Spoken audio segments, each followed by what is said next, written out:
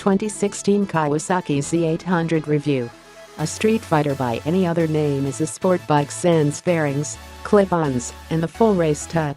The name conjures up images of a knuckle-dragging brute of a machine, scarred and sinister in its appearance, set to wreak havoc upon any other bike in its path. Tasked with reviewing the Kawasaki Z800, I wasn't sure what to expect. This isn't a bike that is breaking new ground. It's not introducing any new technology or wild engine designs. It's just a European model that Kawasaki brought stateside to compete in the growing middleweight street fighter market, and here in America, we already have our established favorites. The Z800 is new to America for 2016, but it's far from new. The Z800 was originally introduced in Europe as a replacement for the Z750 in 2013. This bike has been a perennial European bestseller for Kawasaki ever since.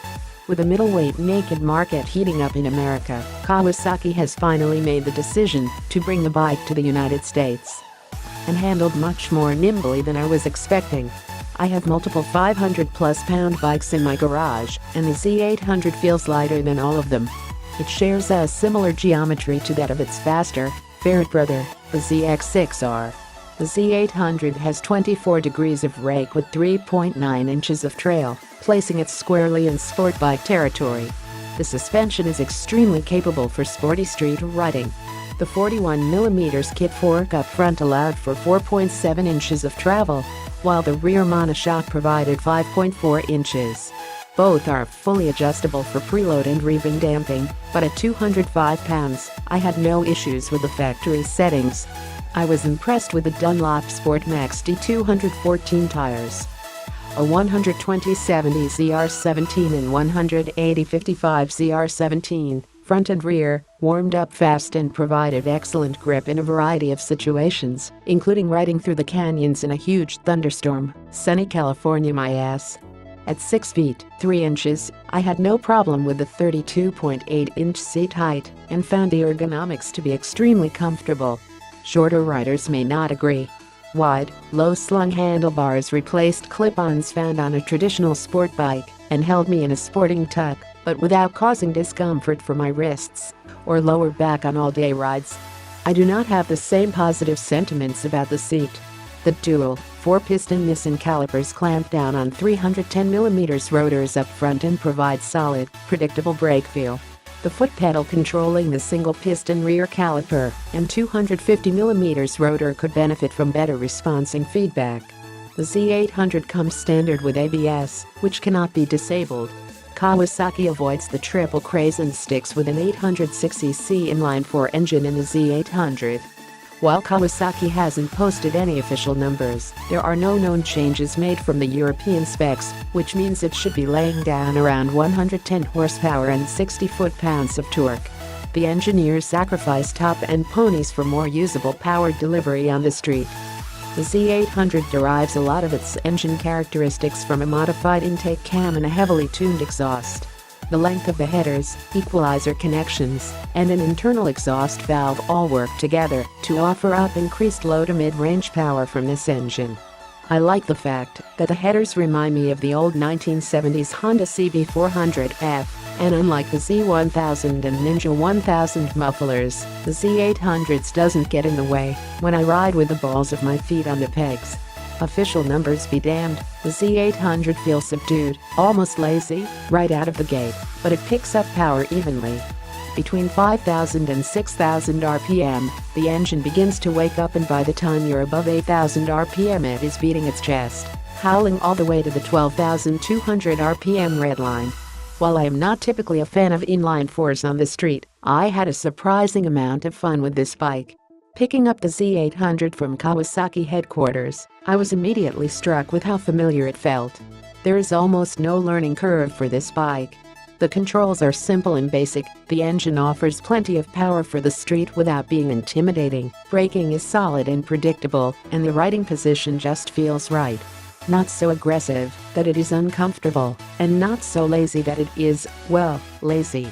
The mix of city streets and canyon roads around Los Angeles proved to be perfect for testing the Z800, though ironically the bike is not yet street legal for Californians because it's not certified to meet state emissions regulations.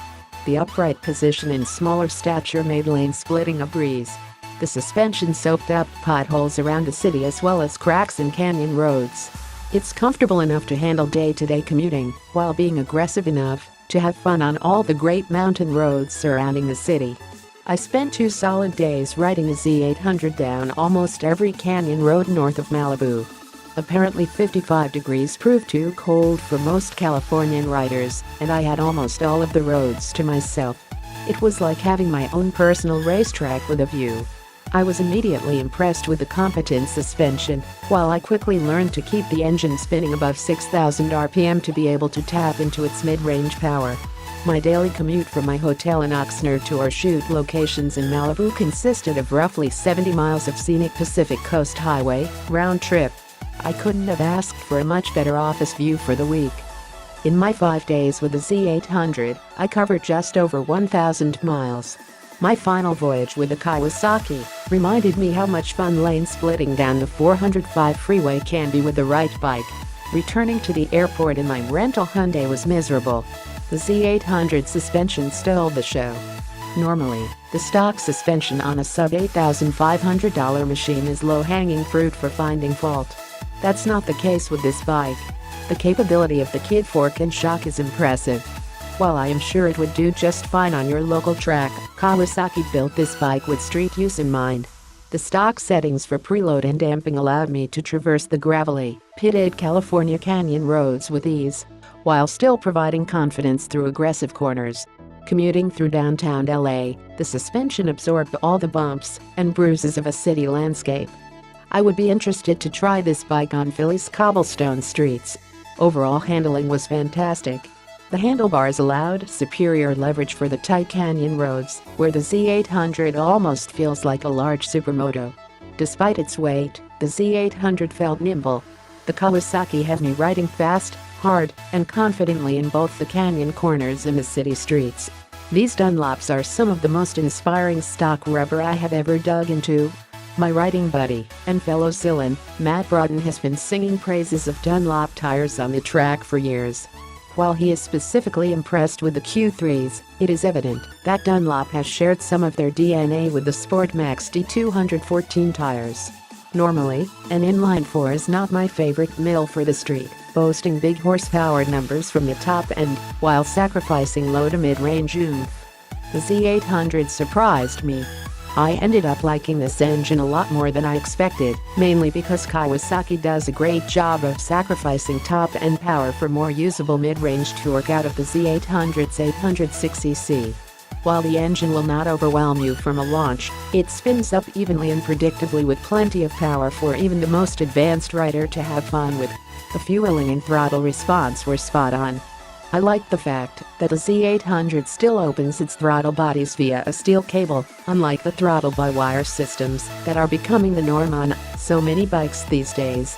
The downside to this is that, if you are a fan of fancy electronics and throttle maps, you're out of luck on this bike. For a lot of riders out there, the basic simplistic nature of this bike will be a welcome twist. The overall styling on this bike has a love it or hate it quality. Personally, I think it looks cool. It has a sinister presence with an aggressive stance. It looks fast standing still, a look it has no problem backing up. With an MSRP of $8,399, this is still a budget bike in Kawasaki's lineup, and I expected some corners to be cut. The clutch lever is non-adjustable and feels cheap compared to the 5-position adjustable brake lever. At no point in the review could I see anything but my shoulders and the mirrors. Between the placement and the vibration, they were nearly useless. One of the first mods I would make on this bike would be to replace them with a set of CRG Lana splitter mirrors. I have used the CRG mirrors on a couple of my personal bikes and I find they are a huge improvement over stock. Kawasaki claims that the Z800 offers generous range with a 4.5-gallon fuel tank, but by the time I hit 120 miles, the fuel light started winking at me. I was never able to get more than 3.6 gallons into the tank, even after letting the fuel warning light stare at me for nearly 20 miles. I didn't mind averaging around 35 miles per gallon, but I didn't enjoy constantly thinking I was running out of fuel. The fact that the Z800 includes ABS as standard equipment is a nice addition compared to similarly priced bikes in this class. The only downside is that you can't turn it off. A button to disable the ABS would appeal to more advanced riders. Overall, I was quite happy with the brake response and feel from the front brakes. The rear brake, on the other hand, left a lot to be desired. It was extremely vague, with a stiff, wooden feel. I felt that I was literally standing on it before getting it to respond. If you're thinking of using the Z800 for touring or a commute that involves highway miles, comfort becomes an issue. The complete lack of wind protection makes the Z800 absolutely miserable for long stretches on the highway. By the end of the review, I felt like I had been headbanging my way through Seek and Destroy at a Metallica concert for a week, and I had no protection from the early morning temps ranging between 33 and 42 degrees Fahrenheit. For highway commuters, adding a windscreen is a must. Plan to upgrade the seat as well while you're at it. The seat on the Z800 definitely hails from Kawasaki's sport bike lineage. It's great for sporting rides, but about as comfortable as sitting on a 2x4 for anything over 50 miles. I found myself standing on the pegs a lot. While I have heard peers complain about the buzzy nature of the engine in the higher RPM range, I didn't find it to be as bad as others seem to. There is definitely a vibration that can be felt in the foot pegs and seat, but I didn't notice it as much in the handlebars. I can say with certainty that it didn't detract from my experience with the bike. Whether you call them street fighters, hooligans, or nakeds, this class of motorcycles has become increasingly popular over the past few years. With the popularity of the bigger liter plus bikes has come a demand for smaller displacement bikes to fill a hole in the market. It could be argued that Ducati first filled this gap with a smaller displacement version of their Monster, followed by Triumph's wildly popular Street Triple. The current Monster 821 and Street Triple R are going to be the top shelf competition facing the Z800. At $11,499 for the Ducati and $10,400 for the Triumph, both are a considerable premium over the Z800's $8,399 MSRP. In 2014, Yamaha took the naked market by storm with the release of their FZ09. At $8,190, the 847cc triple engine produced 115 horsepower and 65 foot-pounds of torque, while tipping the scales at just over 400 pounds wet. The FZ09 became an overnight sensation and the bang-for-your-buck bike to beat. The Z800 is going to attempt to tackle it by offering up a better out-of-the-box suspension and ABS as standard. Lastly, the bike that is most comparable to the Z800 is Suzuki's GSX S750. Much like the Z800, the GSX S750 is an existing European model brought to America in an effort to fill a gap. At $8,000, it undercuts Kawasaki's MSRP by $400. This cost cut can be seen in the Suzuki's brakes, suspension, and overall performance. The Z800 surprised me. I wasn't expecting to like it as much as I did. With that being said, I think Kawasaki has an uphill battle in front of them as far as penetrating the American market with the Z800. The bike is really good, but it's not breaking any new ground here in the United States as it did when it was released in Europe. The Z800's smooth power delivery, solid suspension, and approachable nature make it an excellent candidate for existing riders who have a few years of riding under their belt but are unfamiliar with the world of sport bikes. Folks coming from cruisers, smaller displacement bikes, or dual sports who are looking for ease of entry into the world of sport riding will find the Z800 to be a welcoming fit. My immediate reaction to this bike was that it felt completely approachable, like meeting an old friend for a drink, or slipping into a well-worn leather jacket. No fancy electronics or specialized buttons to figure out. Get on, thumb the starter, and ride. The Z800 didn't try to wow me or dazzle me, but rather, it just made me feel comfortable from the get-go.